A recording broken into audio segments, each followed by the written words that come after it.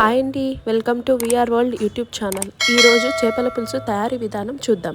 ముందుగా కావాల్సిన పదార్థాలు ఆనియన్, అల్లం, తెల్లవాయి, కొబ్బరి, కొత్తిమీర, అలాగే నానబెట్టిన చింతపండు అన్నీ కట్ చేసుకొని మిక్సీకి వేసి పేస్ట్గా చేసుకోవని పక్కన పెట్టాలి.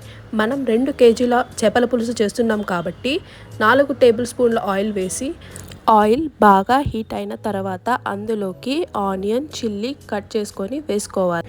ఆనియన్స్ కొద్దిగా ఫ్రై అయిన తర్వాత అలాగే ముందుగా మిక్సీ వేసి పట్టుకున్న మసాలాని ఆయిల్లో వేసుకొని ఒక 10 సెకండ్స్ పాటు ఫ్రై చేయాలి. ఫ్రై చేసిన తర్వాత దాంట్లో కొద్దిగా పసుపు, గరం మసాలా, 1 టీ స్పూన్ మెంతి పౌడర్, అలాగే 1 టీ స్పూన్ మిరియాల పొడి, అలాగే 1 టీ స్పూన్ జీలకర్ర పొడి ఇవన్నీ వేసిన తర్వాత ఒక 5 సెకండ్స్ ఫ్రై చేసి అందులోకి 3 టేబుల్ స్పూన్స్ చిల్లీ పౌడర్ వేసి ఆయిల్ పైకి వచ్చేంత వరకు ఫ్రై చేయాలి.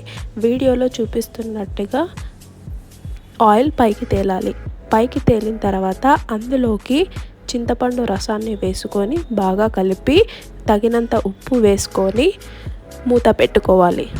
ఒక 5 నిమిషాల తర్వాత మూత తీసి చూస్తే కూర బాగా ఉడికి ఉంటుంది. ముందుగా కడిగి పెట్టుకున్న 2 కేజీల చేప ముక్కల్ని తీసి కూరలోకి వేయాలి.